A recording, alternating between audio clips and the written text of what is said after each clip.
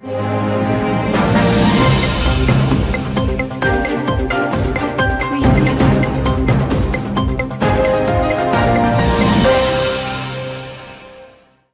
to News9 TV. నేను మీ Satya. Today speed news.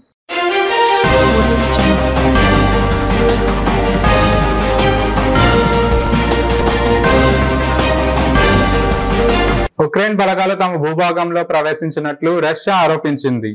దీంతో కుర్క్ ప్రాంతంలో అత్యయిక స్థితి విధించినట్లు ఆ ప్రాంత గవర్నర్ అలెక్స్ స్మిరోవ్ ప్రకటించారు. శత్రు సైనికులను తరిమి కొట్టడం కోసమే ఈ నిర్ణయం తీసుకోవాల్సి వచ్చిందని వ్యాఖ్యానించారు. ఉక్రెయిన్ చర్యలు రెచ్చగొట్టేలా ఉన్నాయని అధ్యక్షుడు పుతిన్ అధికారులతో నిర్వహించిన సమావేశంలో తెలిపారు. జనావాసాలపైకి విచక్షణారహితంగా కాల్పులు జరుపుతున్నారని ఆరోపించారు. పొరుగు దేశం బంగ్లాదేశ్ సంక్షోభ ప్రభావం మహారాష్ట్రలోని నాసిక్ రైతులపై పడింది. పశ్చిమ బెంగాల్లోని కూచ్ బెహార్ జిల్లా చంగ్రబంద సరిహద్దులో 70 ఉల్లి ట్రక్కులు నిలిచిపోయాయి. 80,000 టన్నుల ఉల్లిని బంగ్లాదేశ్కు ఎగుమతి చేసేందుకు కేంద్రం రైతులకు ఇటీవలే అనుమతినిచ్చింది. ప్రతిరోజు దాదాపు 240 కోట్ల విలువైన ఎగుమతులు బంగ్లాదేశ్కు జరుగుతుంటాయని, గత కొన్ని రోజులుగా వేల కోట్ల వాణిజ్యంపై ప్రభావం పడిందని భారత ఎగుమతిదారుల సమాఖ్య నాయకుడు అజయ్ సాహయ్ తెలిపారు. బంగ్లాదేశ్లో ఉద్రిక్తత కొనసాగుతోంది. ఒక పక్క తాత్కాలిక ప్రభుత్వ అధినేతగా మొహమ్మద్ యానస్ గురువారం రాత్రి ప్రమాణం చేయనుండగా బుధవారం పలు ప్రాంతాల్లో హింసాత్మక ఘటనలు చోటు చేసుకున్నాయి. షేక్ హసీనా ప్రభుత్వం వైదొలిగిన ఆమె పార్టీ అవామీ లీగ్కి చెందిన పలువురు నేతలు ఊచకోతకు గురవుతున్నారు. 3 వారాలకు పైబడిన హింసకాండలో 469 మంది ఇప్పటి వరకు మృత్యువాత పడ్డారు. 29 మృతదేహాలు గుర్తించగా వాటిలో 20 అవామీ లీగ్ నేతలవే కావడం పరిస్థితి తీవ్రతకు అద్దం పడుతోంది.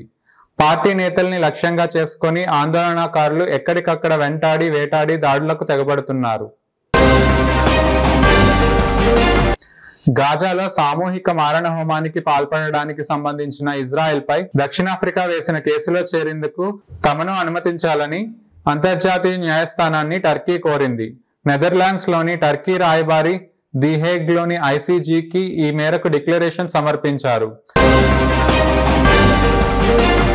రాజకీయ సంక్షోభాన్ని ఎదుర్కొంటున్న బంగ్లాదేశ్లో తాత్కాలిక ప్రభుత్వ ఏర్పాటుకు సన్నాహాలు జరుగుతున్నాయి. శాంతి భద్రతలు ఇంకా అదుపులోకి రాలేదని సమాచారం. కొన్ని వర్గాలకు చెందిన సంస్థలు, వ్యాపార సముదాయాలపై దాడులు జరుగుతూనే ఉన్నాయి. ఈ నేపథ్యంలో ఆశ్రయం కల్పించాలని కోరుతూ అనేక మంది భారత సరిహద్దుకు చేరుకుంటున్నారు. ఇందులో భాగంగా పశ్చిమ బెంగాల్లోని జల్పాయ్గుడి జిల్లాలో ఉన్న అంతర్జాతీయ సరిహద్దుకు వందలాది మంది బంగ్లాదేశీయులు బారులు తీరినట్లు వెల్లడైంది. దక్షిణ స్వీడన్ ప్రాంత సముద్రాన గతంలో ఎప్పుడో మునిగిన ఓ వాడ శిథిలాల్లో 19వ శతాబ్దానికి చెందిన దాదాపు 100 బాటిల్ మదిరను కనుగొన్నారు. అనుమతి లేకుండా దీన్ని ఎవరూ బయటకు తీయొద్దని స్వీడన్ అధికారులు హెచ్చరికలు జారీ చేశారు. వ్యాజ్యాల విచారణ సమయంలో న్యాయమూర్తులు సంయమనం పాటిస్తూ బాధ్యతాయుతంగా మెలగాలని సుప్రీంకోర్టు హితవు పలికింది. కోర్టుల కార్యకలాపాలు ప్రత్యక్ష ప్రసారం అవుతున్న పరిస్థితుల్లో ఏదైనా అంశంపై వ్యాఖ్యలు చేసేటప్పుడు జాగ్రత్త వహించాలని సూచించింది. మద్యం విధానానికి సంబంధించి నగదు అక్రమ చలామణి కేసులో ఢిల్లీ సీఎం అరవింద్ కేజ్రీవాల్ కు మంజూరైన బెయిల్ ను రద్దు చేయాలంటూ ఎన్ఫోర్స్మెంట్ డైరెక్టరేట్ ఈడీ పిటిషన్ దాఖలు చేయడాన్ని ఢిల్లీ హైకోర్టు ప్రశ్నించింది.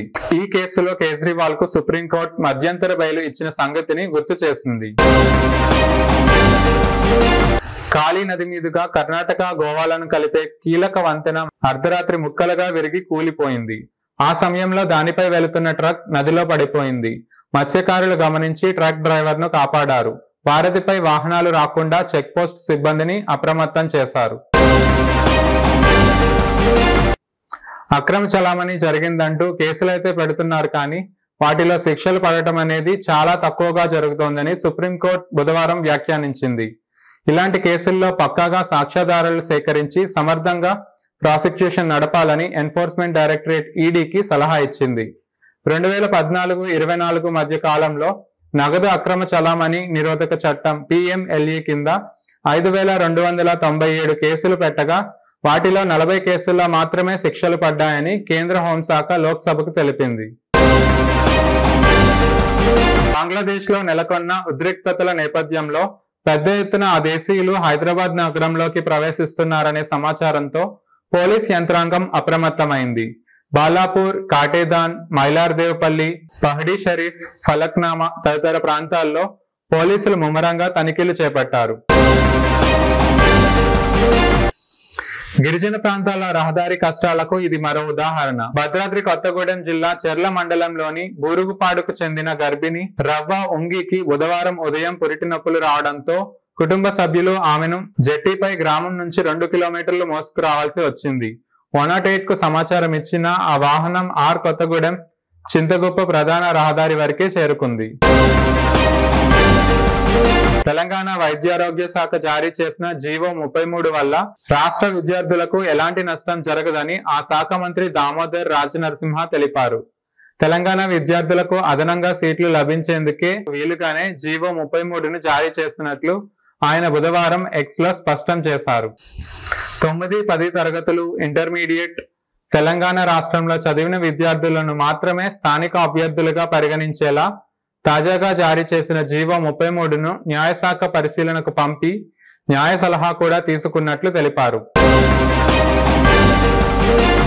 మన్యంలో ఇటీవల కురిసిన భారీ వర్షాలకు రోడ్డు ఛిద్రమయ్యాయి. గిరిపల్లెల్లోని ప్రజలు అత్యవసర పరిస్థితుల్లో ఆసుపత్రులకు చేరడం గగనంగా మారింది. ఓ గర్భిణి నరకయాతన అనుభవించి ఇంటి వద్దే కవలలకు జన్మనిచ్చారు. ఏపీఎస్ఆర్టీసీకి త్వరలో 1000 కొత్త బస్సులు రాబోతున్నాయని మంత్రి మండిపల్లి రాంప్రసాద్ రెడ్డి తెలిపారు. గత వైకాపా ప్రభుత్వం ఒక్క బస్సు కొనుగోలు చేయలేదని, కూటమి ప్రభుత్వం ఏర్పడిన 2 నెలల్లో 400 బస్సులు కొనుగోలు చేశామని వెల్లడించారు. విజయవాడ పండిట్ నెహ్రూ బస్టాండ్ లో బుధవారం 14 బస్సులను ఆయన ప్రారంభించి మాట్లాడారు. మహిళలకు హామీ ఇచ్చిన విధంగా త్వరలోనే ఉచిత బస్సు సర్వీసులను ప్రారంభిస్తామని స్పష్టం చేశారు. Thank you for watching News9 TV.